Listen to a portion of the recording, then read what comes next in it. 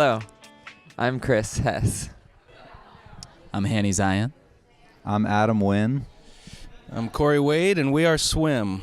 Well, I guess the EP was kind of created over the past couple years as far as the songs, and most of them were written in our warehouse in LA, and kind of like with different friends. It was kind of all over the place how it was written, like not any set way. So, but yeah, and a lot of the inspiration I think came from moving to LA from a small town in Florida. The things that inspired us for this album were, I think, going from a very small town in Satellite Beach, Florida, to downtown LA, which is just like a culture burst of everything that you probably... I mean, we've been to New York and LA and different cities like for touring and stuff, but to like be completely immersed in it is like a whole different kebab. So I actually wrote Belly first on the piano, and then we recorded it that way, and I just didn't really like it that way. It seemed a bit covered in schmaltz sauce, and I just couldn't live with it. So we ended up kind of like forgetting about it for a while, and then re-tracking it with our friends Spencer and Hany, and as more of like a guitar-driven song. And lyrically, it kind of like goes through each verse as like a different depiction of someone that is really close to me that has not lived up to their full potential because of a certain vice that they've kind of struggled with in their life.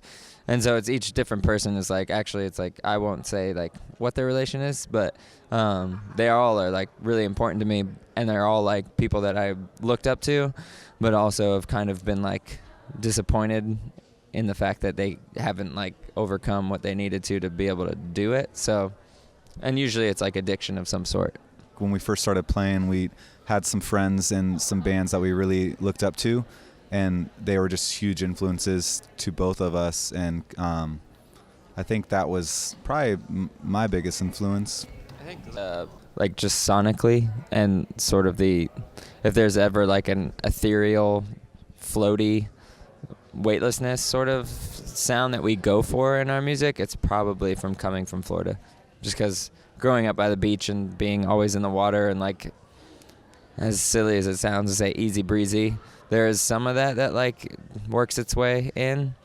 But then I think moving to LA was like, okay, so maybe we want a little more thought, but we're still okay with like sort of the sonic element that like comes from Florida. But I had the opportunity of like not playing with Swimm the first time I heard it, and I'm also from Florida, but we didn't know each other, all of us, until we got to California, and immediately it like struck a chord. So I almost can't put it into words, but it is this like visceral experience that, I don't know, there seems to be this common thread, and I totally also related with the Beverly Hells EP for the same reasons. Life changes so much. It's coast to coast, but it's two different worlds. It's just exciting, you know?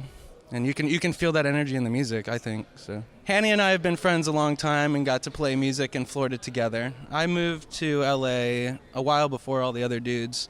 A promoter from LA was like, hey, you got to meet these guys. They're playing a warehouse show where these guys actually live. And I went out and liked it immediately. The next week, Hany moved to LA. And I was like, we got to go check these guys out. They're so good. And we showed up, and Hany was like, oh, I've played with these dudes in Florida before. They were just a different band. So, yeah, it's cool how life happens like that, you know? So yeah, it's pretty do-it-yourself type event that we have.